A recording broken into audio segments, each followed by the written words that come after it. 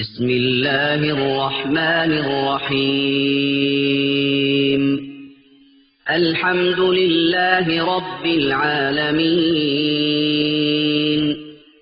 الرحمن الرحيم مالك يوم الدين إياك نعبد وإياك نستعين اهدنا الصراط المستقيم صراط الذين أنعمت عليهم غير المغضوب عليهم ولا الضالين. السلام عليكم ورحمة الله وبركاته. بسم الله الرحمن الرحيم. الحمد لله رب العالمين. نحمده ونستعينه ونؤمن به ونتوكل عليه ونعوذ بالله من شرور أنفسنا ومن سيئات أعمالنا من يهده الله فلا مضل له ومن يضلل فلا هادي له ونشهد أن لا إله إلا الله وحده لا شريك له ونشهد أن محمدا عبده ورسوله أرسله بالهدى ودين الحق ليظهره على الدين كله ولو كره المشركون. اللهم صل على محمد وعلى آل محمد كما صليت على إبراهيم وعلى آل إبراهيم وبارك على محمد وعلى آل محمد كما باركت على إبراهيم وعلى آل إبراهيم إنك حميد مجيد. أما بعد فإن خير الكلام كلام الله وخير السنن سنن محمد صلى الله عليه وسلم وشر الأمور محدثاتها وكل محدثة بدعة وكل بدعة ضلالة. يا أيها الذين آمنوا اتقوا الله حق تقاته ولا تموتن إلا وأنتم مسلمون. أعوذ بالله من الشيطان الرجيم. بسم الله الرحمن الرحيم. ومن آياته أن خلق لكم من أنفسكم أزواجا لتسكنوا إليها وجعل بينكم مودة ورحمة إن في ذلك لآيات لقوم يتفكرون. ബഹുമാന്യരായ സഹോദരന്മാരെ, സഹോദരിമാരെ, രക്ഷിതാക്കൾ, അള്ളാഹുവിൻ്റെ കൽപ്പനാ നിർദ്ദേശങ്ങൾ സന്താപത്തിൻ്റെയും സന്തോഷത്തിൻ്റെയും അവസരത്തിൽ കഴിവിൻ്റെ പരമാവധി കാത്തുസൂക്ഷിക്കണമെന്ന് എന്നോട് ബാധ്യതയും കടപ്പാടുമുള്ളതോടൊപ്പം നിങ്ങളോടും ആദ്യമായി ഉണർത്തുകയാണ്. അല്ലാഹു സുബ്ഹാനഹു തആല സത്യവിശ്വാസികളായ ആളുകളുടെ ബാധ്യതയായി ഇസ്ലാമിക ജീവിതത്തിൻ്റെ പൂർത്തീകരണമായി പഠിപ്പിച്ചിട്ടുള്ളതാണ് ഒരു കുടുംബമായി കഴിയുക എന്നുള്ളത്. നബി സല്ലല്ലാഹു അലൈഹി വസല്ലമ ഒരു മനുഷ്യന്റെ ജീവിതത്തിൻ്റെ പൂർത്തീകരണം എന്ന് പറയുന്നത് കുടുംബജീവിതത്തിലൂടെയാണ് എന്ന് പഠിപ്പിച്ചതായിട്ട് നമുക്ക് ഹദീസുകളിലൊക്കെ കാണാൻ സാധിക്കും. അല്ലാഹു സുബ്ഹാനഹു തആല പരിശുദ്ധ ഖുർആനിലെ സൂറത്തുർ റൂമിൽ 21-ാമത്തെ ആയത്തിൽ കുടുംബ ബന്ധത്തിന്റെ പ്രത്യേകതകളെ കുറിച്ചുകൊണ്ട് പറഞ്ഞപ്പോൾ വമിൻ ആയാത്തിഹി, അവന്റെ ദൃഷ്ടാന്തങ്ങളിൽപ്പെട്ടതാണ് എന്ന് വിശുദ്ധ ഖുർആൻ പരിചയപ്പെടുത്തുന്നുണ്ട്. അതിന് ആ ആയത്തിന് തൊട്ടു മുമ്പ് അല്ലാഹു സുബ്ഹാനഹു തആല പരിചയപ്പെടുത്തുന്നത് ആകാശഭൂമികളുടെ സൃഷ്ടിപ്പിനെ കുറിച്ചും സൂര്യന്റെയും ചന്ദ്രന്റെയും ചലനങ്ങളെക്കുറിച്ചും ഖുർആൻ പറഞ്ഞിട്ട് വമിൻ ആയാത്തിഹി, അവന്റെ ദൃഷ്ടാന്തങ്ങളിൽപ്പെട്ടതാണ് എന്ന് പരിചയപ്പെടുത്തുന്നുണ്ട്. അതേ രൂപത്തിൽ തന്നെ അല്ലാഹു അതിനോട് ചേർത്ത് പറഞ്ഞതാണ് വമിൻ ആയാത്തിഹി അൻ ഖലഖ ലക്കും മിൻ അൻഫുസിക്കും അസ്വാജ, നിങ്ങളിൽ നിന്ന് തന്നെ നിങ്ങൾക്ക് ഇണയെ സൃഷ്ടിച്ചു തന്നു എന്നുള്ളത് അള്ളാഹുവിന്റെ മഹത്തായ ദൃഷ്ടാന്തങ്ങളിൽപ്പെട്ടതാണ്. എന്തിനു വേണ്ടിയാണ് കുടുംബം? അല്ലാഹു സുബ്ഹാനഹു തആല 3 കാര്യങ്ങളാണ് ഈ ആയത്തിൽ കുടുംബമായി ജീവിക്കുന്ന ഒരു മുസ്ലിം കുടുംബത്തിൽ ഉണ്ടാവേണ്ടത് എന്ന് പഠിപ്പിച്ചിട്ടുണ്ട്. വിശുദ്ധ ഖുർആൻ പറഞ്ഞ ഒന്ന്, ലിതസ്കുനു ഇലൈഹ, അവരിലേക്ക് പ്രാപിക്കുമ്പോൾ, അവരുമായി കൂടിച്ചേരുമ്പോൾ ഒരു ശാന്തതയുണ്ടാവണം, സക്കനത്തുണ്ടാവണം എന്നുള്ളതാണ് ഒന്നാമത്തെ വിഷയം. രണ്ടാമത്തത് വജഅല ബൈനക്കും മവദ്ദതൻ, അവർക്കിടയിൽ അനുരാഗാത്മകമായ ഒരു സ്നേഹബന്ധമുണ്ടാവണം. മറ്റൊന്ന് വറഹ്മത്തൻ, കാരുണ്യമുണ്ടാവണം. ഇത് 3 കൂടി ചേരുമ്പോഴാണ് ഒരു കുടുംബമായി തീരുന്നത് എന്ന് പറഞ്ഞതിനു ശേഷം അള്ളാഹു പറഞ്ഞത് ഇന്ന ഫീ ദാലിക ലആയാത്തിൻ ലിഖൗമി യതഫക്കറൂൻ, അള്ളാഹുവിന്റെ ഈ ദൃഷ്ടാന്തങ്ങളിൽ ചിന്തിക്കുന്ന മനുഷ്യർക്ക് ഒരുപാട് പാഠമുണ്ട് എന്ന് വിശുദ്ധ ഖുർആൻ പറഞ്ഞു. അത്രയും മഹത്തായ പ്രാധാന്യവും അത്രയും വിശാലമായ ഒരു കാഴ്ചപ്പാടും ഇസ്ലാമിന് കുടുംബത്തെക്കുറിച്ചുണ്ട് എന്നാണ് ഈ ആയത്തിൽ നിന്ന് അല്ലാഹു സുബ്ഹാനഹു തആല വളരെ കൃത്യമായിട്ട് നമ്മെ പഠിപ്പിക്കുന്നത്. ശരി, ഈ ആയത്തിന്റെ അടിസ്ഥാനത്തിൽ ഒരു കുടുംബത്തെക്കുറിച്ച് നമ്മൾ ആലോചിച്ചു നോക്കിയാൽ ഈ ആയത്തിൽ പറഞ്ഞിരിക്കുന്ന ഗുണങ്ങൾ യഥാർത്ഥത്തിൽ നമ്മുടെ കുടുംബത്തിൽ വന്നു ചേരുന്നുണ്ടോ എന്നുള്ളതിനെ കുറിച്ച് നമ്മുടെ ഭാഗത്തുനിന്ന് പുനരാലോചനകൾ ഉണ്ടാവേണ്ടതുണ്ട്. പ്രത്യേകിച്ച് ഈ വർത്തമാനകാല സാഹചര്യത്തിൽ 3 കാര്യങ്ങൾ അള്ളാഹു വിശുദ്ധ ഖുർആനിലൂടെ പഠിപ്പിക്കുകയും നബി സല്ലല്ലാഹു അലൈഹി വസല്ലമ ഒരു മനുഷ്യന്റെ സൗഭാഗ്യമായി എണ്ണിയിട്ടുള്ള 3 കാര്യങ്ങളുണ്ട്. 3 കാര്യങ്ങൾ ഉണ്ടായാൽ ഒരു മനുഷ്യന്റെ ഏറ്റവും വലിയ സൗഭാഗ്യമാണ് എന്ന് പ്രവാചകൻ പഠിപ്പിച്ചു. കുടുംബത്തിൽ അതിലൊന്ന് മർഅത്തുൻ സ്വാലിഹ, നല്ല ഒരു പെണ്ണ് ഇണയായി കൂടെ ഉണ്ടാവുക. മറ്റൊന്ന് മസ്കനുൻ സ്വാലിഹ, നല്ല ശാന്തമായ ഒരു ഭവനം ഉണ്ടാവുക. മറ്റൊന്ന് മർക്കബുൻ സ്വാലിഹ, ശാന്തമായ ഒരു നല്ല വാഹനം ഉണ്ടാവുക എന്നുള്ളതാണ് അല്ലാഹു സുബ്ഹാനഹു പ്രവാചകൻ പഠിപ്പിച്ചിരിക്കുന്ന ഒരു കുടുംബത്തിന്റെ സൗഭാഗ്യം. ഒരു മനുഷ്യന്റെ ദൗർഭാഗ്യമായി റസൂലുള്ളാഹി സ്വല്ലല്ലാഹു അലൈഹി വസല്ലമ പഠിപ്പിച്ചത് മോശമായ ഒരു ഭാര്യ, മോശമായ ഒരു വീട്, മോശമായ ഒരു വാഹനം. ഇതിൽ അടിസ്ഥാനപരമായി ഒരു കുടുംബത്തിന്റെ അടിത്തറ നന്നാവേണ്ടത് പ്രവാചകൻ പഠിപ്പിച്ചത് ആ വീട്ടിലുള്ള ആളുകളാണ്. ആ വീട്ടിലുള്ള ആളുകൾ നന്നാകുമ്പോൾ മാത്രമാണ് മസ്കൻ ഉണ്ടാവുകയുള്ളൂ. സക്കന എന്ന പദത്തിന്റെ അർത്ഥം അടങ്ങുക, ശാന്തമാവുക എന്നുള്ളതാണ്. അതാണ് നബി സല്ലല്ലാഹു അലൈഹി വസല്ലമ മസ്കൻ, ഒരു മനുഷ്യന്റെ വീടിനെ കുറിച്ച് പറഞ്ഞപ്പോൾ റസൂലുള്ളാഹി സ്വല്ലല്ലാഹു അലൈഹി വസല്ലമ പഠിപ്പിച്ചിട്ടുള്ള മസ്കനുൻ സ്വാലിഹത്ത്. അങ്ങനെ ഒരു ശാന്തമായ ഒരു കുടുംബത്തിന് മാത്രമേ ഇഴകിച്ചേരുമ്പോൾ പരസ്പരം സ്നേഹത്തോടെയും കാരുണ്യത്തോടെയും നിൽക്കുന്ന ഒരു കുടുംബത്തിൽ മാത്രമാണ് യഥാർത്ഥത്തിൽ ശാന്തമായ ജീവിതം നയിക്കുവാൻ സാധിക്കുകയുള്ളൂ. അതുകൊണ്ട് ഈ മസ്കനുൻ സാലിഹത്ത് സാധ്യമാകണമെങ്കിൽ കുടുംബത്തിന്റെ അടിത്തറ നന്നാവണം. ഇതാണ് വിശുദ്ധ ഖുർആൻ പഠിപ്പിച്ച മവദ്ദത്തും റഹ്മത്തും എന്ന് പറയുന്നത്, പരസ്പരം ഇഴകിച്ചേർന്നുള്ള ജീവിതം. ഒന്നുകൂടെ കൃത്യമായി മനസ്സിലാക്കാൻ ഖുർആൻ പ്രയോഗിച്ച മറ്റൊരു പദമുണ്ട്. 2-ാം അധ്യായം സൂറത്തുൽ ബഖറയിൽ ഹുന്ന ലിബാസുൽ ലക്കും വ അൻതും ലിബാസുൽ ലഹുന്ന. കുടുംബജീവിതത്തിൽ ഭാര്യ ഭർത്താക്കന്മാരുടെ ബന്ധങ്ങളെക്കുറിച്ച് ഖുർആനിന് പ്രയോഗിക്കാവുന്ന ഏറ്റവും പ്രാധാന്യമേറിയ ഒരു പ്രയോഗം ഹുന്ന ലിബാസുൽ ലക്കും വ അൻതും ലിബാസുൽ ലഹുന്ന. നിങ്ങൾ അവർക്ക് വസ്ത്രമാണ്, അവര് നിങ്ങൾക്കും വസ്ത്രമാണ്. വസ്ത്രം മനുഷ്യന് മാന്യതയാണ്, അഴകാണ്.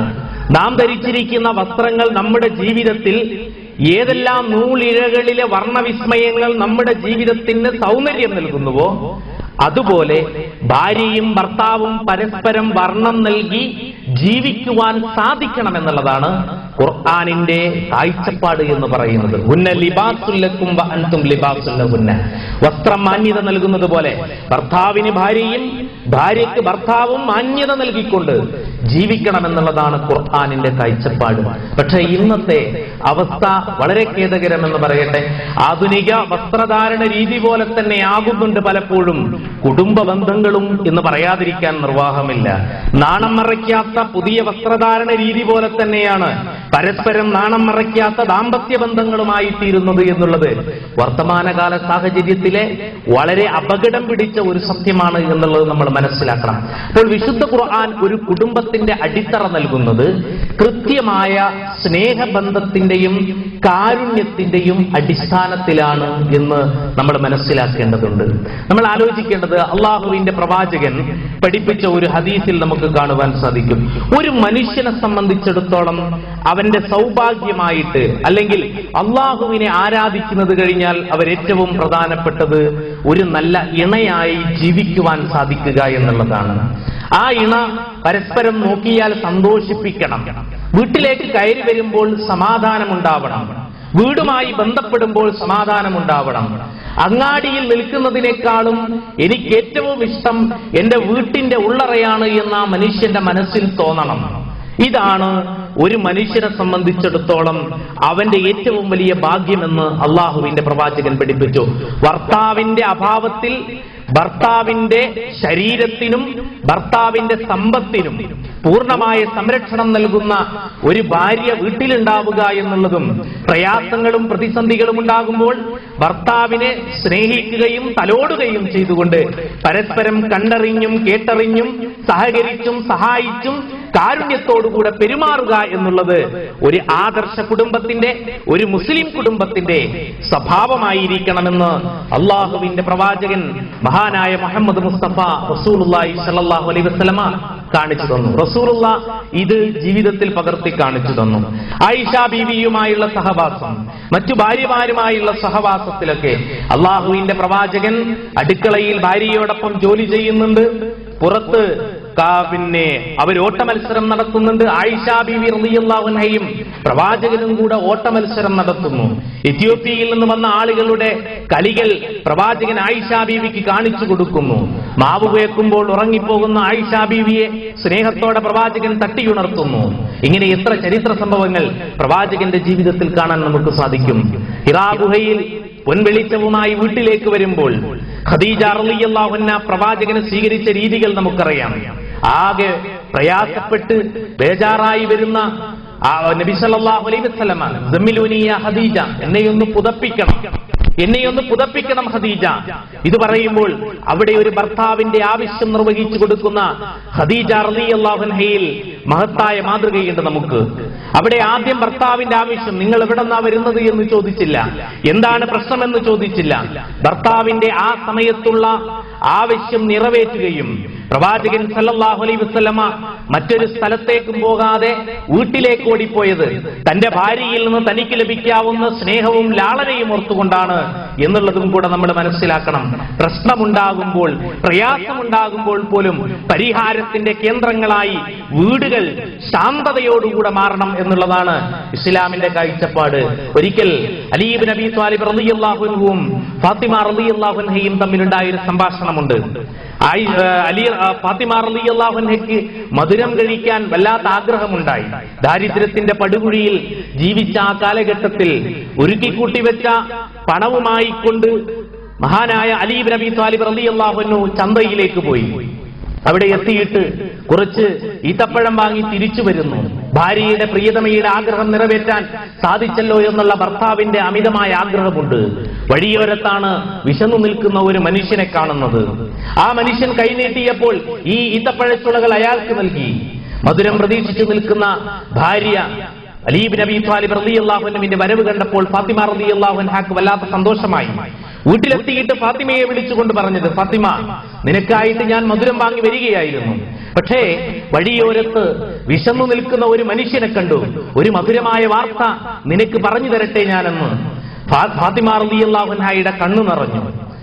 അവര് പറഞ്ഞു, "അലി ഇബ്നു അബീ ത്വാലിബ്, താങ്കൾ കൊണ്ടുവന്നിരിക്കുന്ന ആ ഈത്തപ്പഴച്ചുളകളെക്കാളും എന്റെ വയറ് നിറഞ്ഞു. എന്തൊരു മധുരമായ വർത്തമാനമാണ് നിങ്ങൾ പറഞ്ഞത്. നാളെ അല്ലാഹുവിന്റെ കോടതിയിൽ പരലോകത്ത് വെച്ചുകൊണ്ട് നമുക്ക് ഗുണം ലഭിക്കുന്ന ഒരു കാര്യമാണല്ലോ അങ്ങ് പറഞ്ഞിരിക്കുന്നത്" എന്ന് വളരെ കൃത്യമായി കൊണ്ട് പറയുകയാണ്. നമ്മൾ ആലോചിച്ചു നോക്കൂ, എന്തൊരു ദാമ്പത്യമാണ്. അള്ളാഹുവിന്റെ പ്രവാചകൻ വളർത്തിയെടുത്തൊരു കുടുംബത്തിന്റെ ചിത്രമാണത്.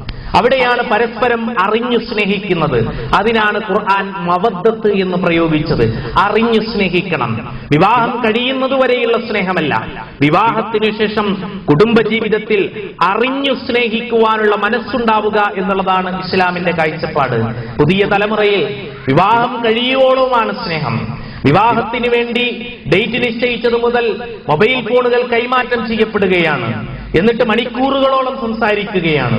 മണിക്കൂറുകളോളം സംസാരിച്ച് നിക്കാഹിന് മുമ്പേ യാതൊരർത്ഥത്തിലും ഹലാലാകാത്ത ബന്ധത്തിലൂടെ മണിക്കൂറുകളോളം സംസാരിച്ച് എല്ലാ രൂപത്തിലുമുള്ള വർത്തമാനങ്ങൾ കഴിഞ്ഞ് വിവാഹത്തിനു ശേഷം പരസ്പരം അറിയാനും പരസ്പരം സ്നേഹിക്കുവാനും സാധിക്കാതെ പ്രയാസപ്പെടുന്ന ഒരവസ്ഥ നമ്മുടെ സമൂഹത്തിലുണ്ട്. കേരളത്തിലെ കഴിഞ്ഞ 1.5 വർഷങ്ങൾക്ക് മുമ്പ് ഞാൻ ഓർക്കുന്നു, കണ്ണൂർ ജില്ലയിൽ ഒരു പ്രത്യേകമായ ഒരു മീറ്റിംഗ് നടന്നു. അത് വിവാഹമോചിതരായ ആളുകൾക്കുള്ള തൊഴിൽ പരിശീലനമായിരുന്നു. അതിൽ പങ്കെടുത്ത ഏതാണ്ട് 80% സ്ത്രീകളും മുസ്ലിം സമൂഹത്തിലുള്ളവരായിരുന്നു. നമ്മൾ ആലോചിച്ചു നോക്കണം, ഈ രൂപത്തിൽ കുടുംബത്തെ കണ്ടറിഞ്ഞു സ്നേഹിക്കുവാൻ സാധിക്കാത്തതുകൊണ്ടും വളർന്നു വരുന്ന വലിയ സ്വപ്നങ്ങൾ വിവാഹ ജീവിതത്തിലൂടെ സാധ്യമാകാതെ വരികയും കുടുംബത്തിൽ അതിനുള്ള സാധ്യതകൾ കണ്ടെത്താതിരിക്കുകയും പരസ്പരം പൊരുത്തപ്പെടാതിരിക്കുകയും ചെയ്യുമ്പോൾ സ്വാഭാവികമായും വിശുദ്ധ ഖുർആൻ മുന്നോട്ട് വെച്ചിരിക്കുന്ന ഒരു ഉദാത്തമായ ഒരു കുടുംബത്തിന്റെ സംവിധാനം നമ്മുടെ സമൂഹത്തിൽ നിന്ന് കൈമോശം വന്നുപോയിട്ടുണ്ട് എന്ന് പറയാതിരിക്കാൻ നിർവാഹമില്ല. പരസ്പരം വിശ്വാസത്തിലെടുക്കാൻ നമുക്ക് സാധിക്കണം. എന്തിനേയും ബിസിനസ്സാക്കുക എന്നുള്ള പുതിയ സമൂഹത്തിന്റെ പുതിയ തന്ത്രങ്ങൾക്ക് മുമ്പിൽ ദാമ്പത്യ ബന്ധങ്ങളെ വരെ വിലമതിക്കാൻ കഴിയാതെ വിറ്റഴിക്കപ്പെടുന്ന മാർക്കറ്റുകളിലേക്ക് വിറ്റഴിക്കപ്പെടുന്ന അവസ്ഥകൾ പോലും ഉണ്ടായിട്ടുണ്ട്.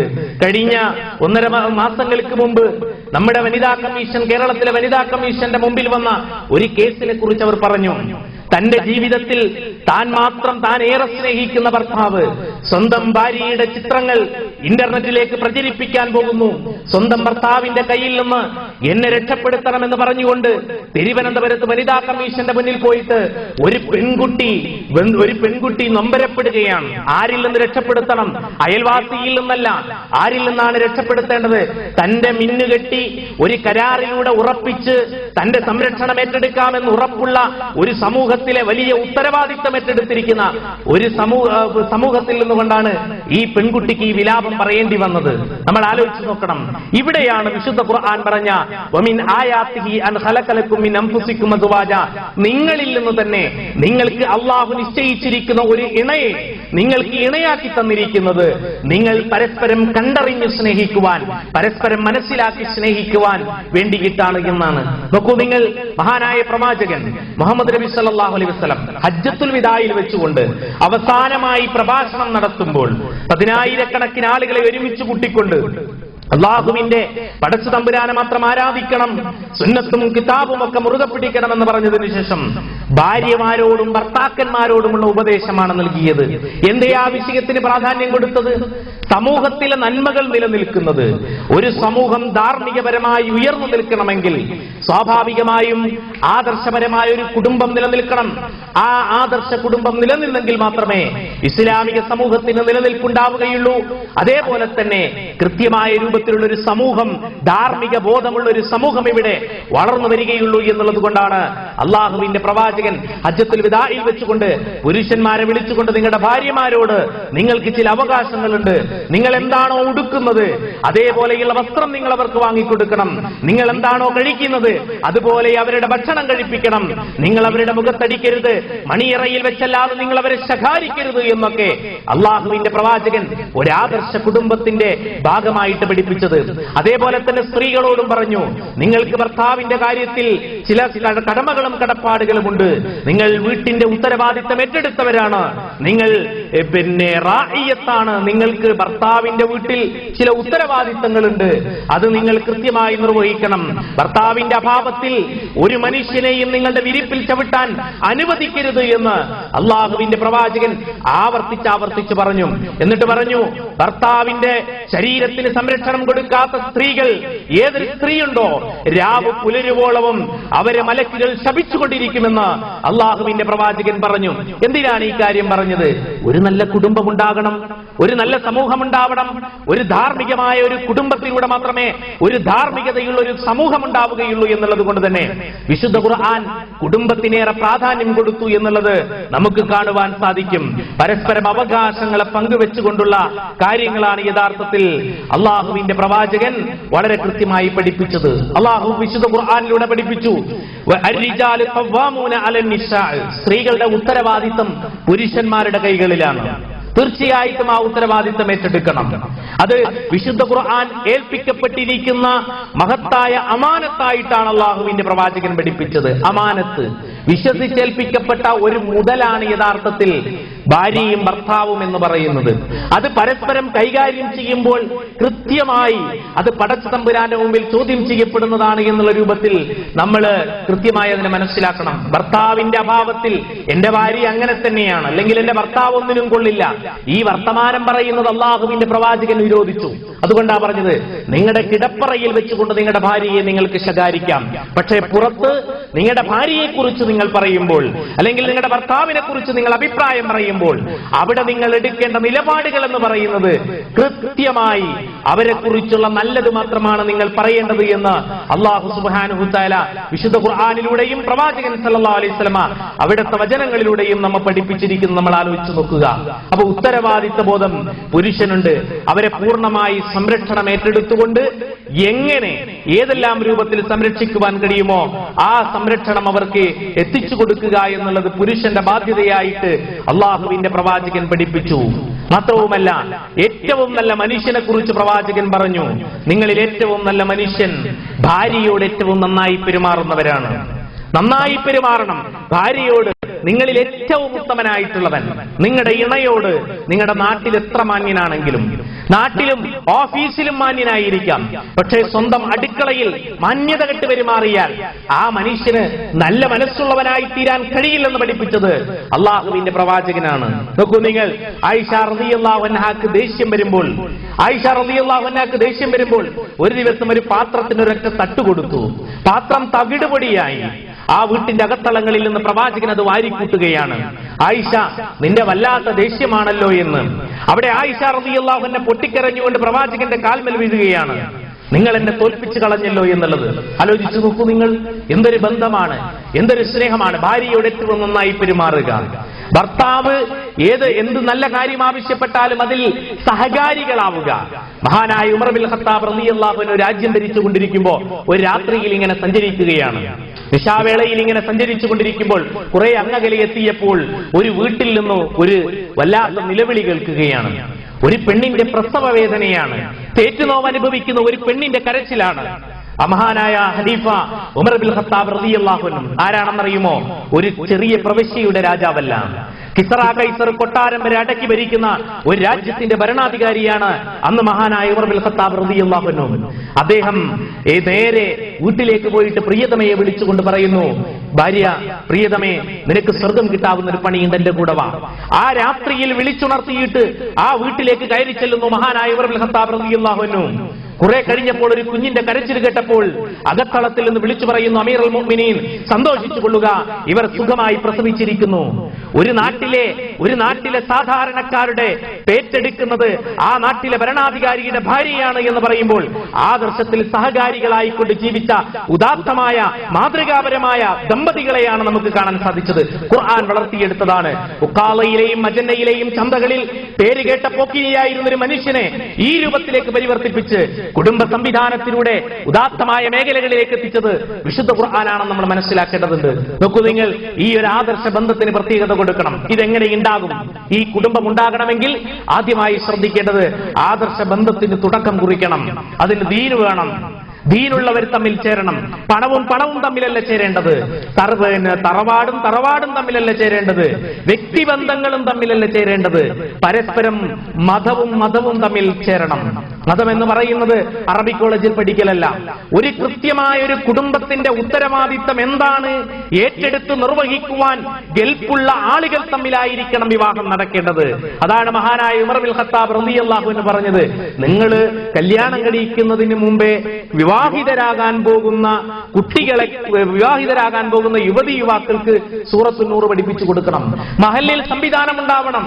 എന്താണ് കുടുംബമെന്നും എന്താണ് കുടുംബജീവിതത്തിന്റെ പ്രത്യേകത എന്നും എന്താണ് കുടുംബത്തിൽ പാലിക്കേണ്ട മാന്യത എന്നും എങ്ങനെയാണ് പെരുമാറേണ്ടത് എന്നും അവരെ പഠിപ്പിച്ച് അതിന്റെ കോഴ്സ് കഴിഞ്ഞതിന് ശേഷം മാത്രമാണ് അവരെ വിവാഹം കഴിപ്പിക്കേണ്ടത് എന്നുള്ളതിനെ കുറിച്ച് അല്ലാഹുവിന്റെ മഹാനായ ഉമർ ഇബ്നു ഖത്താബ് റളിയല്ലാഹു അൻഹു നൂറ്റാണ്ടുകൾക്ക് മുമ്പ് ഉണർത്തിയിട്ടുണ്ട്. അങ്ങനെ ഒരു സംവിധാനം നമ്മുടെ സമൂഹത്തിലുണ്ടോ? ക്രിസ്ത്യാനികൾക്കുണ്ട്.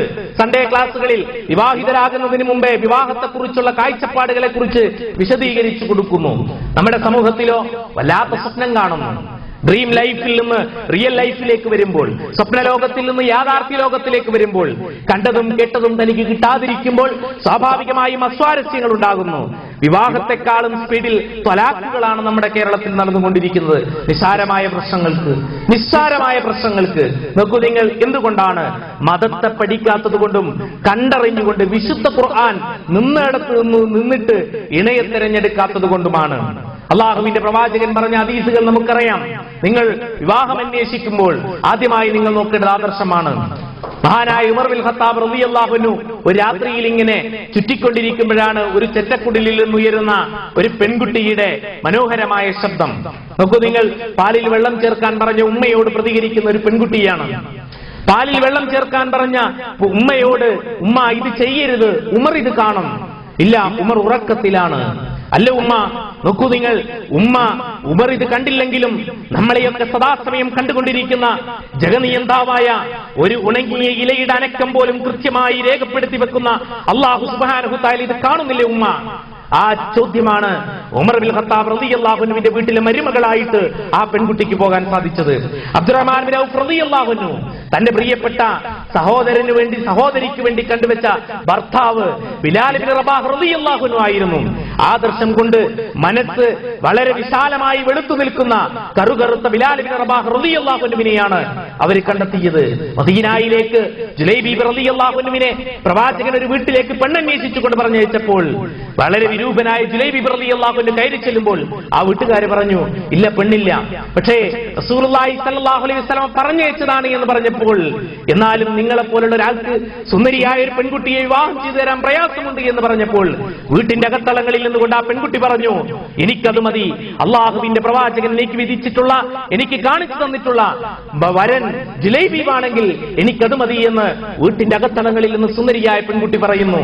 ആദർശ ബന്ധത്തിൽ അധിഷ്ഠിതമായ ബന്ധങ്ങൾക്ക് സ്ഥാനം കൊടുക്കുകയും അവിടെ നല്ല കുടുംബങ്ങൾ രൂപപ്പെട്ടു വരികയും ചെയ്തത് നാം ലോകത്ത് കണ്ട ചരിത്രമാണ് എങ്കിൽ ഇന്ന് നമ്മുടെ സമൂഹത്തിൽ കണ്ടുകൊണ്ടിരിക്കുന്ന പ്രവർത്തനങ്ങൾ പലപ്പോഴും അതിനനുസൃതമല്ല. എത്ര സ്ത്രീധനം വാങ്ങുന്നില്ല എന്ന് പറഞ്ഞാലും പറയാതിരിക്കാൻ നിർവാഹമില്ല. എത്ര സ്ത്രീധനം വാങ്ങാത്തവരാണെങ്കിലും എന്നാലും ചിലതൊക്കെ നോക്കും, എന്നാലും ചില കുവൊക്കെ ഒപ്പിച്ചു നോക്കും. അവിടെ ആദർശമല്ല നോക്കുന്നത്, അവിടെ പണത്തോട് മല്ലിടുന്ന പണത്തെ നോക്കുന്നു, തറവാടിത്തത്തോട് മല്ലിടുന്ന തറവാടിത്തം നോക്കുന്നു. തറവാടിത്തം പരിഗണിക്കണം, പക്ഷേ അത് ഇസ്ലാമിന്റെ പേരിലുള്ള തറവാടിത്തമാണ്. നാട്ടിൽ കേട്ടിരിക്കുന്ന പ്രമാണിമാരുടെയോ അല്ലെങ്കിൽ നാട്ടുകേൾവിയുള്ള ഒരു കുടുംബത്തിന്റെ അടിസ്ഥാനത്തിലല്ല, പകരം ആദർശ ബന്ധത്തിൽ അധിഷ്ഠിതമായി അള്ളാഹുവിനെയും അതേപോലെ തന്നെ വിശുദ്ധ ഖുർആനും അനുസരിച്ചുകൊണ്ട്, തിരുസുന്നത്തും അനുസരിച്ചുകൊണ്ട് ജീവിക്കുകയും അതിന്റെ അടിസ്ഥാനത്തിൽ കുടുംബത്തെ കെട്ടിപ്പടുക്കുകയും ചെയ്യുന്ന ഒരു കുടുംബത്തെയാണ് യഥാർത്ഥത്തിൽ ഉണ്ടാക്കിയെടുക്കേണ്ടത് എന്നാണ് അല്ലാഹു സുബ്ഹാനഹു തആല പഠിപ്പിച്ചത്. അതാണ് അല്ലാഹ് പറഞ്ഞത്. റസൂലുള്ളാഹി സ്വല്ലല്ലാഹു അലൈഹി വസല്ലം പറഞ്ഞതാണ്, നിങ്ങൾക്ക് ഒരു വെളുത്ത സ്വതന്ത്രയായ ഒരു സ്ത്രീയെക്കാളും, സ്വഭാവദൂഷ്യമുള്ള ഒരു സ്ത്രീയെക്കാളും നിങ്ങൾക്ക് നല്ലത് ഒരടിമയായ ഒരു പെണ്ണാണ് എന്ന്, സ്വഭാവശുദ്ധിയുള്ള ഒരു അടിമയായ പെണ്ണാണ് എന്ന്. നോക്കൂ നിങ്ങൾ, ഇല്ലെങ്കിൽ കുടുംബത്തിൽ പ്രയാസമുണ്ടാകും. ഒരു താളാത്മകതയുണ്ട് കുടുംബത്തിന്, ഒരു സംഗീതാത്മകമായ ഒരു ശൈലിയുണ്ട് കുടുംബത്തിന്. സ്വാഭാവികമായും അത് തെറ്റും. ആ ഓളം തെറ്റിയാൽ കുടുംബത്തിന്റെ ഒരുപാട് പ്രയാസങ്ങൾ ഉണ്ടാകും. ആ ഓളം തെറ്റിയാൽ കുടുംബത്തിൽ വളർന്നു വരുന്ന മക്കളുടെ താളം തെറ്റും. അവിടെ നിന്ന് വരുന്ന, അവരിൽ നിന്ന് വരുന്ന കുടുംബത്തിന്റെ താളവും തെറ്റും.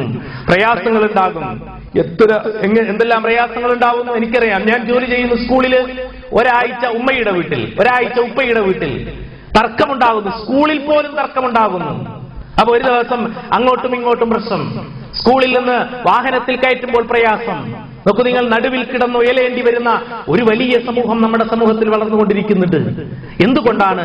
ഈ കാഴ്ചപ്പാടുകൾ, വിശുദ്ധ ഖുർആൻ പറഞ്ഞിരിക്കുന്ന യഥാർത്ഥമായ കാഴ്ചപ്പാടുകളെ കുറിച്ചുള്ള കൃത്യമായ ഒരു കാഴ്ചപ്പാട് വളർത്തിയെടുക്കുവാൻ സാധിക്കാത്തത് കൊണ്ടാണ് യഥാർത്ഥത്തിൽ ഇത്തരത്തിലുള്ള അപകടങ്ങൾ സംഭവിക്കുന്നത്. അതുകൊണ്ട് ഖുർആൻ പറയുന്ന ഒരു കുടുംബം, ഒരു മസ്കനായിരിക്കണം നമ്മുടെ വീട്. അവിടെ ശാന്തതയുണ്ടാവണം, എന്ത് പ്രയാസങ്ങൾക്കും പരിഹാരമുണ്ടാവണം, എന്ത് കോളിളക്കമുണ്ടാകുമ്പോഴും വീട്ടിലേക്ക് കയറി വരുമ്പോൾ സ്വാന്തനിപ്പിക്കുന്ന കൈകളുണ്ടാവണം, എന്ത് പ്രതിസന്ധികളിലും കൂടെ നിൽക്കാൻ സാധിക്കണം. അയ്യൂബ് നബി അലൈഹി സ്വലാത്തു വസ്സലാമിന്റെ കൂടെ ഭാര്യ നിന്നതുപോലെ ഏത് പ്രയാസത്തിലും കൂടെയുണ്ടാവണം, ഏത് പ്രതിസന്ധിയിലും കൂടെയുണ്ടാകണം. മഹാനായ ഇബ്രാഹിം നബി അലൈഹി സ്വലാത്തു വസ്സലാം സഫാ മർവയുടെ മുകളിൽ കൈക്കുഞ്ഞിനെയും ഭാര്യയെയും തനിച്ചാക്കി പോകുമ്പോൾ അങ്ങ് പോവുകയാണോ? ഭാര്യയുടെ ചോദ്യമാണ്. അതെ. അങ്ങ് അള്ളാഹുവിന്റെ കൽപ്പന പ്രകാരമാണ് പോകുന്നത്? അതെ എന്ന ഉത്തരത്തിന് എങ്കിൽ താങ്കൾ പോയിക്കൊള്ളുക, അള്ളാഹു ഞങ്ങളെ കാത്തുകൊള്ളുമെന്ന അജയ്യമായ വിശ്വാസത്തിന്റെ പ്രതിസന്ധി ഘട്ടത്തിൽ ഭർത്താവിനോടൊപ്പം നിൽക്കാൻ ഭാര്യയ്ക്ക് സാധിക്കണം. അത് അള്ളാഹുവിന്റെ കൽപ്പനയാണെങ്കിൽ അംഗീകരിക്കുവാനുള്ള വിശാലമായ മനസ്സൊരു കുടുംബത്തിനുണ്ടാവണം. അവിടെ നന്ദം കിണർ പൊന്തി വരും, അവിടെ ആദർശത്തിന്റെ പുതിയ നാമ്പുകൾ പൊട്ടിവിടരും. അല്ലെങ്കിൽ കലഹമുണ്ടാകും. കൂടുമ്പോൾ ഇമ്പമുണ്ടാകുന്നതിന് പകരം കൂടുമ്പോൾ കലഹമുണ്ടാകും. അത് സ്വാഭാവികമാണ്. അങ്ങനെ നിൽക്കാൻ നമുക്ക് സാധിക്കണം. അതാണ് അല്ലാഹു സുബ്ഹാനഹു തആല ഒരു കുടുംബ സംവിധാനത്തിൽ ഒരു ഭാര്യയുടെയും ഭർത്താവിന്റെയും അല്ലെങ്കിൽ ഒരു പുരുഷന്റെയും ഒരു സ്ത്രീയുടെയും ഭാഗത്തു നിന്നുണ്ടാവേണ്ട സമീപനം. ഇങ്ങനെ പരസ്പരം കണ്ടറിഞ്ഞ് സ്നേഹിച്ച് താളാത്മകമായ ഒരു ജീവിതം നയിക്കുന്നിടത്ത് ഒരു സമാധാനമുണ്ടാകും. ആ സമാധാനം യഥാർത്ഥത്തിൽ അനുഭവിക്കുന്നുണ്ടെങ്കിൽ നമ്മൾ ഖുർആൻ പറഞ്ഞ കുടുംബമാണ്. അതിനു വേണ്ടത് ഒന്ന് മവദ്ദത്താണ്, ഒന്ന് മസ്കനാണ്, ഒന്ന് റഹ്മത്താണ്. വിട്ടുവീഴ്ചാ മനോഭാവം ഉണ്ടാവണം. ഉള്ളതിൽ തൃപ്തിപ്പെട്ട് ജീവിക്കുവാൻ സാധിക്കണം. അല്ലെ? അപ്പുറത്തെ വീട്ടിന്റെ ഒരു നില ഉയരുമ്പോഴേക്ക് ഇപ്പുറത്തെ അടുക്കളയിൽ നിന്ന് നിങ്ങൾ എന്തിനു കൊള്ളും എന്ന ചോദ്യമുണ്ടാവരുത്. നമുക്കത് മതി എന്ന് പറഞ്ഞ് സമാധാനിക്കണം. അല്ലെ? നമ്മുടെ നാട്ടിൽ അങ്ങനെയാണ്. ഇപ്പോ കരണ്ട് പോയാൽ പോലും നമ്മൾ അങ്ങനെയാണ്. നമ്മുടെ വീട്ടിൽ കരണ്ട് പോയാൽ ആദ്യം നോക്കുക അപ്പുറത്തെ വീട്ടിൽ പോയിട്ടുണ്ടോ എന്നാണ്. കാരണം എന്താ? ഒരു സമാധാനം കിട്ടണം. അപ്പുറത്ത് പോയാൽ നമുക്കും സമാധാനമാണ്. കാരണം ആ രൂപത്തിലാണ് നമ്മൾ ജീവിക്കുന്നത്.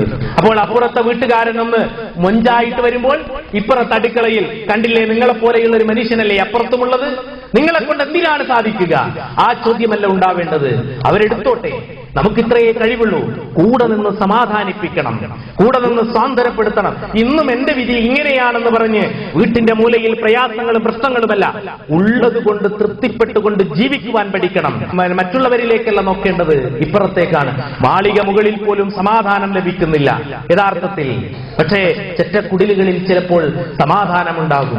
അതാണ് നമ്മൾ ആലോചിച്ചു നോക്കൂ. നമ്മൾ വലിയ കെട്ടിയുയർത്തിയ വീട്ടിന്റെ ഉള്ളറകളിൽ ലഭിക്കാത്ത സമാധാനം നാടോടികളായ ആളുകൾ, റോഡരികിൽ താമസിക്കുന്ന നാടോടികളായിട്ടുള്ള ആളുകളിൽ ലഭിക്കുന്നുണ്ട്. കാണുമ്പോൾ, പുറത്തുനിന്ന് കാണുമ്പോൾ വലിയ സൗധമാണെങ്കിൽ ആ സൗധത്തിന്റെ ഉള്ളിൽ നിന്ന് വരുന്ന അസ്വാരസ്യങ്ങൾ ചില്ലറയല്ല. കൗൺസിലിംഗ് സെന്ററുകൾ എത്രയാ നമ്മുടെ കേരളത്തിൽ തുറക്കുന്നത്, അല്ലെ? രണ്ട് സംഗതിയാണ് ഇപ്പോൾ ഏറ്റവും കൂടുതൽ വരുന്നത്. ഒന്ന് വൃദ്ധസദനവും മറ്റൊന്ന് കൗൺസിലിംഗ് സെന്ററും. എപ്പോഴും പ്രശ്നമാണ്. എന്തെങ്കിലും പറഞ്ഞാൽ പ്രശ്നം, അങ്ങോട്ട് പോയാൽ പ്രശ്നം, ഇങ്ങോട്ട് വന്നാൽ പ്രശ്നം. ഇതൊരു ഭാഗത്ത്.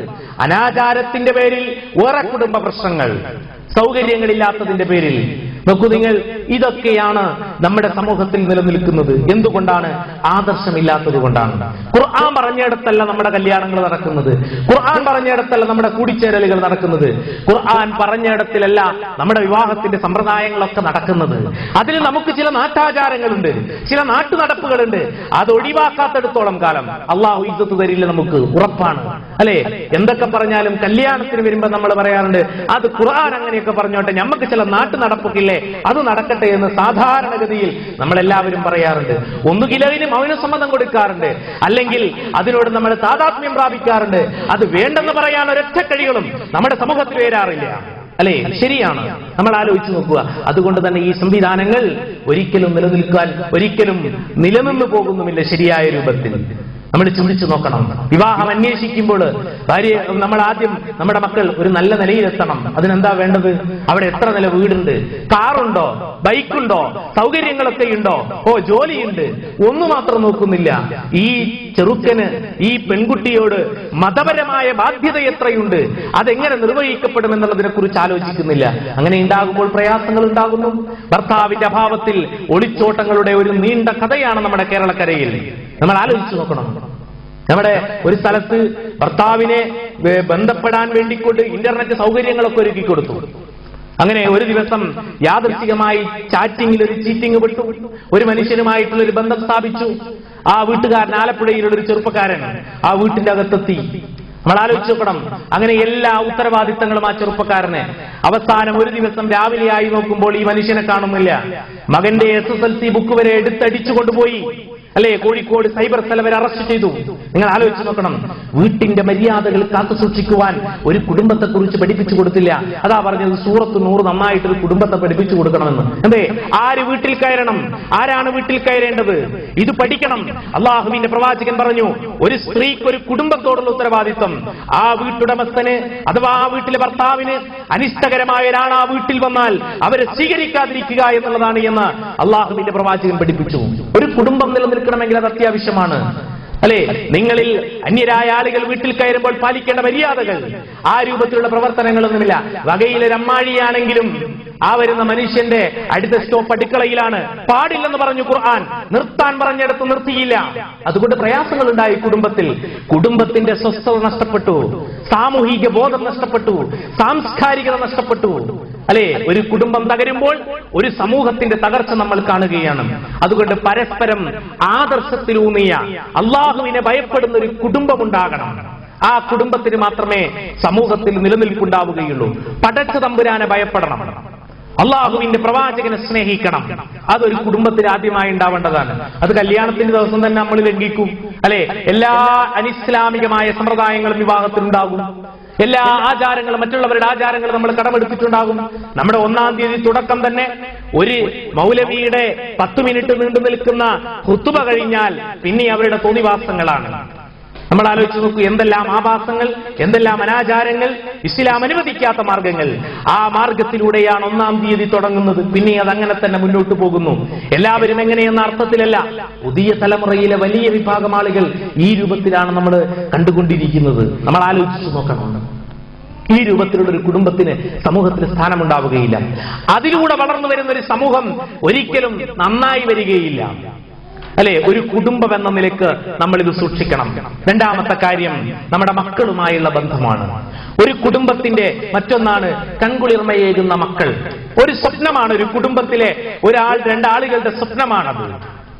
ഒന്നായി നിൽക്കുന്ന ഒരു സമൂഹത്തിന്റെ പ്രധാനപ്പെട്ട സ്വപ്നമായിട്ട് ഖുർആൻ പറഞ്ഞതാണ്. പ്രാർത്ഥിക്കാൻ പറഞ്ഞു, റബ്ബനാ ഹബ്ലനാ മിൻ അസ്വാജിനാ വദുരിയാത്തിനാ ഖുറത അയ്നിൻ വജഅൽനാ ലിൽ മുത്തഖീന ഇമാമ. പടച്ചോനെ, ഞങ്ങളുടെ ഇണകളിൽ നിന്നും ഞങ്ങളുടെ മക്കളിൽ നിന്നും കൺകുളിർമ നൽകണേ.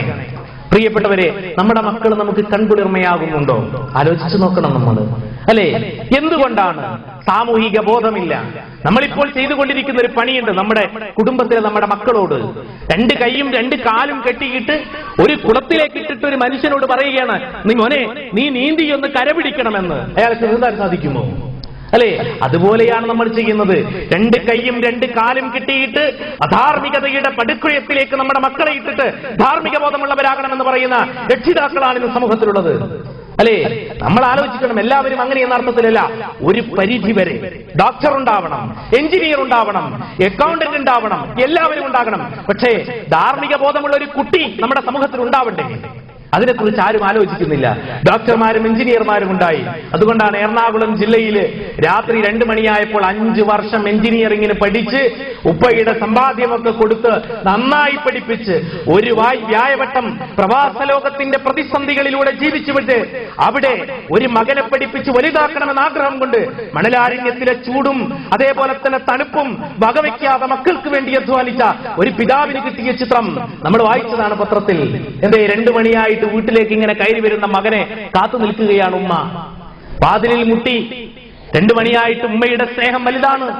മക്കൾ വരാതിരുന്നാൽ ഉമ്മയുടെ കണ്ണിലെ തീഷ്ണമായ ഭാവങ്ങൾ ഇപ്പുറത്തുള്ളവരോട് ഞാൻ പറയാതെ തന്നെ അവർക്കറിയാം. അത്രയും വേദനയുണ്ടാക്കുന്നത്. രാത്രി 4 കാലിലോ ആടി വരുന്ന എഞ്ചിനീയറിംഗിന് പഠിച്ച വിദ്യാർത്ഥി ഉമ്മയെ കയറി പിടിച്ചിട്ട് ആ മകന്റെ കയ്യിൽ നിന്ന് തെറിപ്പിച്ച് രാത്രി 2 മണിക്ക് ആരാന്റെ അടുക്കളയിൽ പോയിട്ട് എന്റെ മകനിൽ നിന്ന് എന്നെ രക്ഷപ്പെടുത്തണമെന്ന് വിലാപം കൊണ്ട് വീർപ്പുമുട്ടിയ ഒരു സമൂഹം നമ്മുടെ സമൂഹത്തിൽ ജീവിക്കുന്നുണ്ട്. നമ്മൾ ആലോചിച്ച് നോക്കണം. ചില്ലറ പ്രശ്നമല്ല ഇത്. ഇതെന്തുകൊണ്ടാണ്? പറഞ്ഞു കൊടുക്കാത്തത് കൊണ്ടാണ്. ഖുർആൻ അത് പഠിപ്പിച്ചിട്ടില്ലേ? ഉപ്പയുടെ ബാധ്യതയായിട്ട് ഖുർആൻ പഠിപ്പിച്ചിട്ടില്ലേ? സൂറത്തുൽ ലുഖ്മാനിൽ وإذ قال لقمان لابنه وهو يعظه يا بني لا تشرك بالله إن الشرك لظلم عظيم. വിളിക്കണം, വിളിച്ചിരുത്തിയിട്ട് പറഞ്ഞു കൊടുക്കണം, മോനെ ദാ ഒന്നാമതായിട്ട് പഠിപ്പിച്ചു കൊടുക്കണം ഈ പ്രപഞ്ചത്തിന്റെ സൃഷ്ടാവിനെ കുറിച്ച്. അത് പഠിപ്പിച്ചു കൊടുക്കണം. നമ്മൾ അത് പഠിപ്പിച്ചു കൊടുത്തില്ല. നമ്മൾ എന്തേ പഠിപ്പിച്ചത്? മതവിദ്യാഭ്യാസം കൊടുത്തു. 7ാം ക്ലാസ് വരെയൊക്കെ നമ്മൾ പഠിപ്പിക്കും മദ്രസയില്. ഒന്നും പറഞ്ഞാൽ മനസ്സിലാകാത്ത ഒരു പ്രായത്തില് കുറെ കാര്യങ്ങൾ നമ്മൾ കുത്തിക്കയറ്റും കുട്ടികളെ. എന്തെങ്കിലും പറഞ്ഞാൽ മനസ്സിലാകുന്ന ഒരു പ്രായം പിന്നെ SSLCക്ക് പഠിക്കണം, A ഗ്രേഡ് വേണം. അങ്ങനെ ഗ്രേഡുകളുടെ കൂട്ടത്തിൽ നിന്ന് മതവിദ്യാഭ്യാസത്തെ പിറകോട്ട് വലിക്കുകയും ഒരർത്ഥത്തിലും നമ്മൾ ഖുർആൻ ക്ലാസ്സിന് പോകാറുണ്ട്, നമ്മുടെ മക്കൾ അടുത്തുണ്ടാവാറില്ല. നമ്മൾ ഹദീസ് ക്ലാസ്സിൽ പങ്കെടുക്കാറുണ്ട്, നമ്മുടെ കുട്ടികൾ അടുത്തുണ്ടാവാറില്ല. പിന്നെ അവരെന്താ കേൾക്കുന്നത്? വെള്ളിയാഴ്ച കേൾക്കുന്ന, അവസാന നിമിഷം കേൾക്കുന്ന എന്തെങ്കിലും ഒന്ന്, അതിനും ഇരിക്കില്ല, അവരെഴുന്നേറ്റ് പോകും. എന്താണ് അവരുടെ മതപരമായ ബാധ്യത? ആരാണ് പറഞ്ഞു കൊടുക്കുന്നത്? പ്രിയപ്പെട്ട ഉമ്മമാരെ, പ്രിയപ്പെട്ട രക്ഷിതാക്കളെ, നമുക്ക് ബാധ്യതയില്ലേ? സഫിയ റളിയല്ലാഹു അൻഹ വളർത്തിയ സുഹൈർ ബിൻ അവ്വാം റളിയല്ലാഹു അൻഹുവിനെ അറിയില്ലേ? അവർ ആദർശത്തിന്റെ പേരിൽ എഴുന്നേറ്റ് നിന്നത് നമ്മൾ ആലോചിച്ച് നോക്കണം. നമ്മൾ ചിന്തിച്ചു നോക്കണം. ഹാജറ ബീവി വളർത്തിയ ഇസ്മായിൽ നബി അലൈഹിസ്സലാത്തു വസ്സലാം, നമ്മൾ ആലോചിച്ച് നോക്കൂ. ആദർശത്തിന്റെ ഏറ്റവും ഉദാത്തമായ മാതൃകകളല്ലേ അവർ? എന്തേ? അവർ പഠിപ്പിച്ചു കൊടുത്തു ആദ്യമായി. അതാണ് ഒരു പിതാവിന്റെ ബാധ്യത, ഒരു കുടുംബത്തിന്റെ ബാധ്യത. മോനെ, ഈ ലോകത്ത് സൃഷ്ടിച്ചൊരു നാഥനുണ്ട്, ആ പടച്ചോനെ നീ സൂക്ഷിക്കണം. അതിലൊന്നാമത്തെ നീ ചെയ്യേണ്ടത് അവനിൽ പങ്കുചേർക്കരുത്. ഒരുപാട് അന്ധവിശ്വാസങ്ങൾ ചുറ്റുപാടുമുണ്ടാകും. ആ അന്ധവിശ്വാസങ്ങളിൽ നീ ലാ ഇലാഹ ഇല്ലല്ലാഹ് ഉൾക്കൊള്ളുന്ന ഒരു മനുഷ്യനായി ജീവിക്കാൻ പഠിക്കണമെന്ന് പഠിപ്പിച്ചു കൊടുക്കണം. അത് നമ്മൾ പറഞ്ഞു കൊടുക്കാറുണ്ടോ? അറിയാതെ പോലും ചിലപ്പോൾ നമ്മളോട് പറഞ്ഞു പോകാറില്ലല്ലോ, അല്ലേ? എന്തെങ്കിലും ഉണ്ടെങ്കിൽ ആ പരിപാടിയിൽ എന്റെ മകനും കൂടെ ഈ അടുത്ത സീറ്റിൽ ഉണ്ടാകണമെന്ന് നാം നിർബന്ധം പിടിക്കാറില്ല. നമ്മൾ ആലോചിച്ച് നോക്കൂ.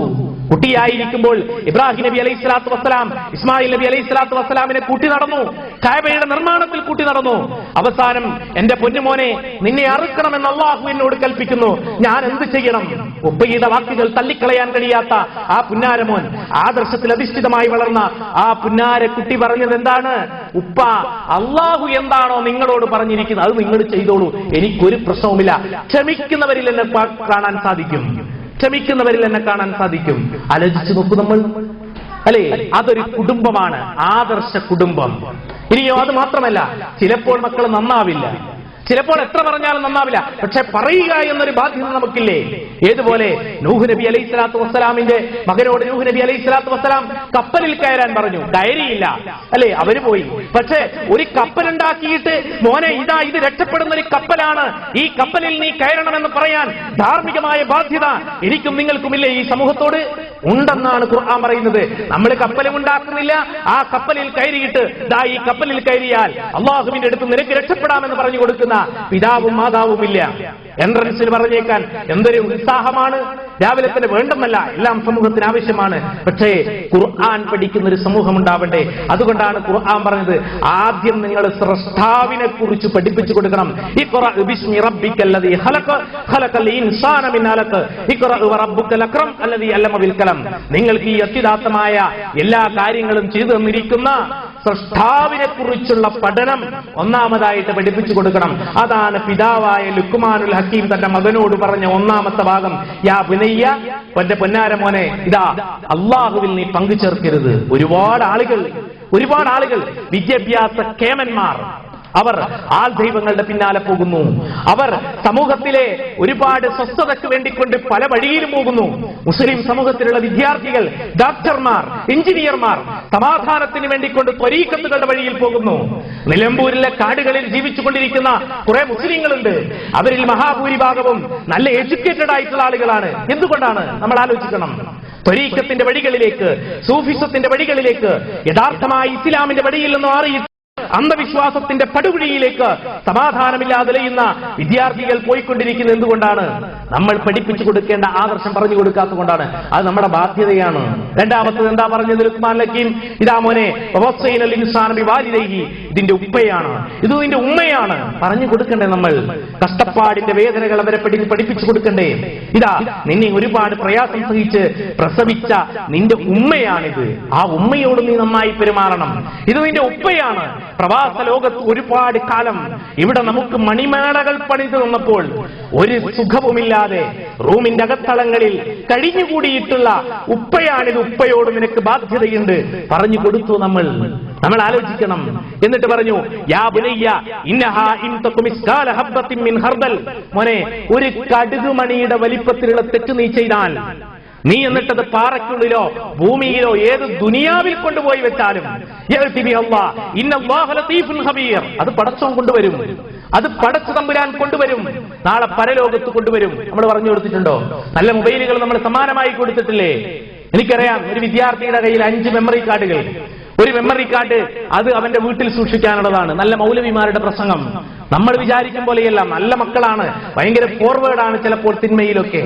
എന്നിട്ട് അവര് ഉപ്പ എടുത്തു നോക്കുമ്പോൾ എന്താ, നല്ല ഉഷാറാണ്, നല്ല വയലാണ്, നല്ല ഖുർആനാണ്, പ്രയാസമൊന്നുമില്ല. ഈ കുട്ടിയെ കുറിച്ച് ഒരാൾ പരാതി പറഞ്ഞാൽ അങ്ങനെയൊന്നുമില്ല, എന്റെ മോൻ നല്ല ഉഷാറാണ്, അവന്റെ മൊബൈലിൽ അങ്ങനെ വൃത്തികേടൊന്നുമില്ല. കൂട്ടുകാരുടെ അടുത്തെത്തുമ്പോൾ ഇതെടുത്തിട്ട് വേറൊന്നിടും, അതിൽ മഹാവൃത്തികേടാണ്. ആലോചിച്ചു നോക്കണം. വാങ്ങിക്കൊടുക്കുമ്പോൾ പറയണം, ഇതാ ഇതിന് ഉപകാരമുണ്ട്, ഉപദ്രവമുണ്ട്, ഇത് നിനക്ക് സ്വർഗമാണ്, നരകമാണ്. വിരൽ തുമ്പുകൾ കൊണ്ട് നിനക്ക് സ്വർഗവും നരകവും വാങ്ങാം. നിന്റെ കണ്ണുകൾക്കൊരു ധർമ്മമുണ്ട് മോനെ, നിന്റെ കാതുകൾക്കൊരു ധർമ്മമുണ്ട്, നിന്റെ കൈകൾക്കും നിന്റെ കാലുകൾക്കും നിന്റെ ഹൃദയത്തിനും ഒരു ധർമ്മമുണ്ട്.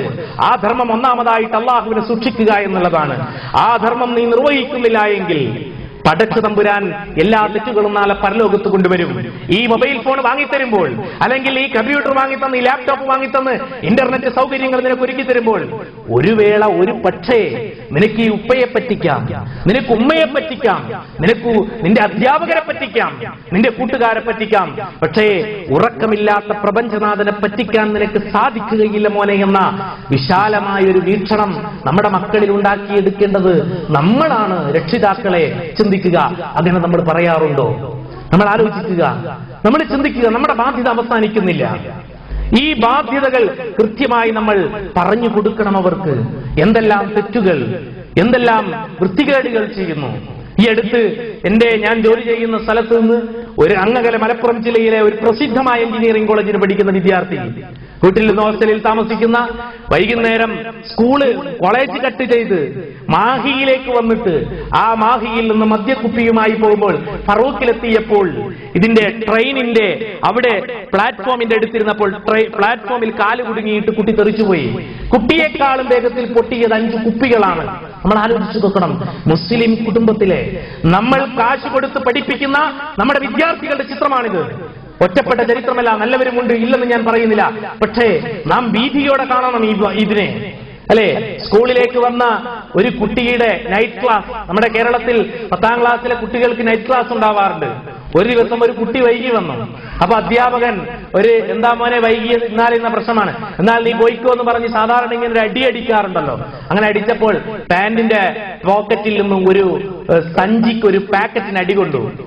അതെടുത്തു നോക്കുമ്പോൾ നല്ല മിൽമ പാക്കറ്റ് പോലെ ചാരായത്തിന്റെ പാക്ക്. ഇത് കുടിച്ചിട്ടത് അപ്പുറത്തേക്കിടാം. ഇത് കിട്ടാൻ വൈകിയത് കൊണ്ടാണ് ഈ കുട്ടി ക്ലാസ്സിൽ വരാൻ വൈകിയത്. ആലോചിച്ചു നോക്കൂ, നമ്മൾ ഇത്രമാത്രം അപകടകരമായ വഴിയിലേക്ക് നമ്മുടെ സമൂഹത്തിലെ വിദ്യാർത്ഥികൾ പോകുന്നുണ്ട്. അവിടെ നമുക്ക് ബാധ്യതയുണ്ട്. ഒരാദർശ കുടുംബമുള്ള ആളുകൾക്ക് നമ്മുടെ മക്കളും അതുവഴി വരണമെന്ന് നമ്മൾ ആലോചിക്കണം. അതിന് നമ്മൾ പറഞ്ഞു കൊടുക്കണം. അത് എന്റെ മക്കളെ ഞാൻ അങ്ങനെയായിപ്പോയി, അങ്ങനെയല്ല പറയണം നമ്മൾ. അതാ ഞാൻ പറഞ്ഞത്, നൂഹ് നബി അലൈഹി സ്വലാത്തു വസ്സലാമിനെ പോലെ മോനെ ഇതിൽ കയറി എന്ന് പറയാനെങ്കിലും നമുക്ക് സാധിക്കണം. എന്ന് പറയാൻ നമുക്ക് സാധിക്കുന്നില്ല. കാരണം നമ്മുടെ വീട്ടിന്റെ അകത്തളങ്ങളിൽ നമ്മളായിട്ടുണ്ടാക്കി വെച്ചിരിക്കുന്ന ചില പ്രതിബദ്ധങ്ങളുണ്ട് നമുക്ക് പറയാൻ, അല്ലേ? എന്താണ് അത്? നമ്മുടെ സംസ്കാരത്തിൽ നമുക്ക് എടുത്തു കളയാൻ കഴിയുന്നില്ല. ധാർമ്മിക ബോധം പരത്തിക്കൊണ്ടിരിക്കുന്ന ഒന്നും നമുക്ക് നമ്മുടെ കുട്ടികൾക്ക് സംഭാവന ചെയ്തു കൊടുക്കാൻ സാധിക്കുന്നില്ല. ചാനലുകളിലൂടെ ഒരു കുടുംബത്തിന് ലഭിക്കുന്ന, ഒരു കുടുംബത്തോട് ചെയ്യാവുന്ന, അല്ലെ, വൃത്തികേടുകൾ, ലജ്ജയില്ലായ്മ ഒരു കുടുംബത്തിലുണ്ടായിരിക്കേണ്ടതാണ്, ഒരു സമൂഹത്തിൽ ഉണ്ടാവണമെന്ന് അല്ലാഹുവിന്റെ പ്രവാചകൻ പറഞ്ഞതാണ്. ലജ്ജ, അൽ ഹയാ, ലജ്ജ എന്ന് പറഞ്ഞാൽ അത് മുഴുവൻ നന്മയാണെന്ന പ്രവാചകൻ പറഞ്ഞത്. എന്തിനാ അത് ഇന്നത് കാണണം, ഇന്നത് കേൾക്കണം. അത് കൃത്യമായി അല്ലാഹു സുബ്ഹാനഹു വ തആല പഠിപ്പിച്ചിട്ടുണ്ട്. ആ ലജ്ജ എടുത്തു മാറ്റിയാലോ പിന്നെ പ്രശ്നമില്ല, ഒന്നും പ്രശ്നമല്ലാതായി തീരും, അല്ലെ? അതാണ് നമ്മുടെ സമൂഹത്തിലെ ചാനലുകൾ നിർവഹിച്ചുകൊണ്ടിരിക്കുന്ന ദൗത്യം.